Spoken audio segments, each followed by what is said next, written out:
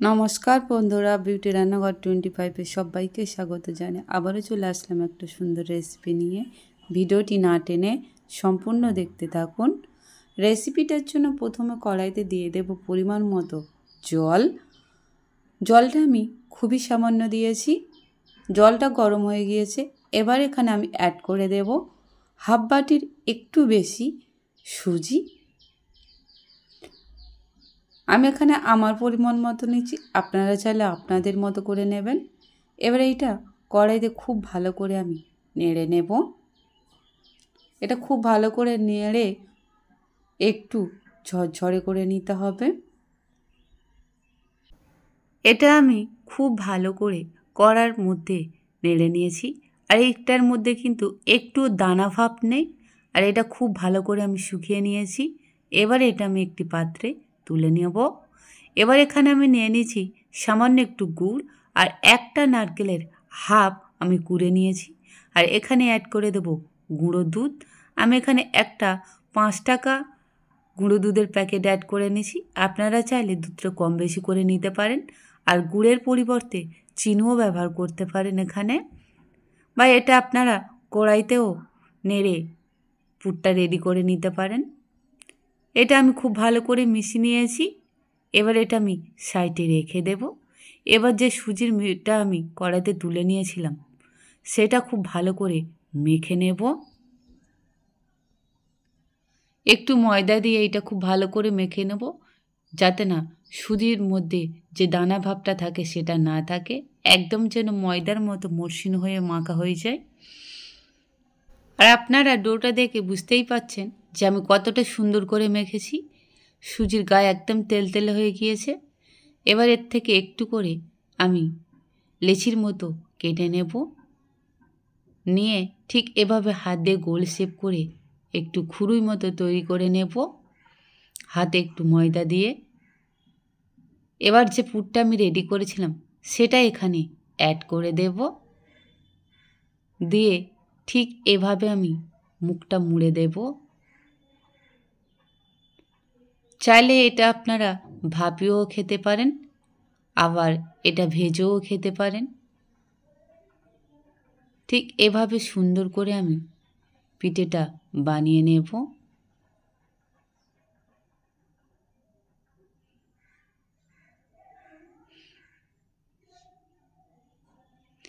আপনারা দেখতেই পাচ্ছেন বন্ধুরা আমি কিভাবে মুড়ছি।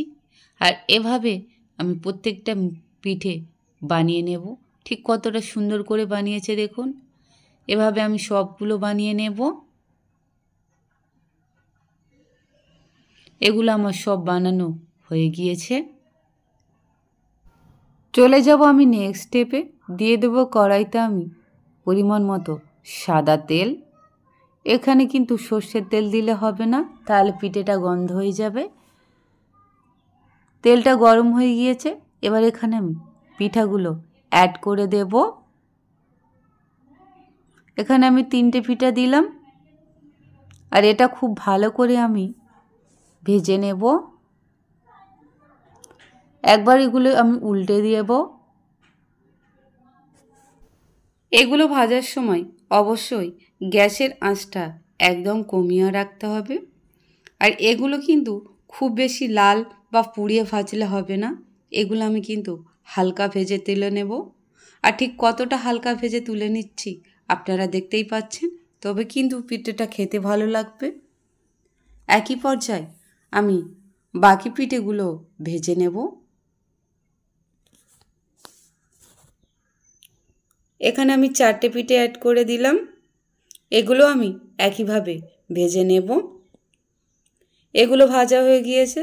আর কতটা হালকা করে ভেজেছি আপনারা দেখেই বুঝতে পেরেছেন।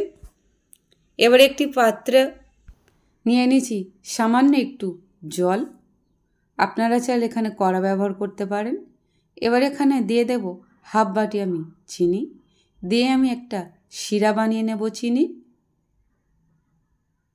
আপনারা চাইলে এখানে এলাচের গুঁড়ো বা কেশর ব্যবহার করতে পারেন। আমি এখানে কোনোটাই ব্যবহার করব না। এবার এখানে আমি অ্যাড করে দেব সামান্য একটু লেবু রস। এটা দিলে সেটা একটু টেস্ট লাগবে আর খেতে ভালো লাগবে, আর চিটচিটে ভাবটা হবে না। এটা আমার হয়ে গিয়েছে, এটা আমি নামিয়ে নেব। এবার পিঠেগুলো আমি সাজিয়ে নিয়েছি। এবার যে চিনির শিরাটা এখনই বানালাম সেটা এখানে দিয়ে দেব। আর আপনারা দেখতেই বুঝতে পারছেন এটা থেকে ভাপ উড়েছে। এটা গরম গরম দিতে হবে, তাহলে কিন্তু পিঠের মধ্যে খুব ভালোভাবে ঢুকবে। ঠান্ডা হয়ে গেলে কিন্তু ঢুকবে না।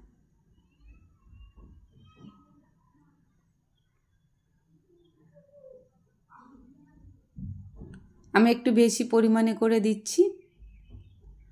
আমার সুজির মুগশলা পিঠা রেডি। আমার এই রেসিপিটা আপনাদের কেমন লাগলো বন্ধুরা, তা অবশ্যই কমেন্ট করে আমাকে জানাবেন। আর রেসিপিটি ভালো লাগলে লাইক, কমেন্ট, শেয়ার, সাবস্ক্রাইব অবশ্যই করবেন। আর বন্ধুদের কাছে বেশি বেশি শেয়ার করে দেবেন। ভালো থাকবেন, সুস্থ থাকবেন। ধন্যবাদ।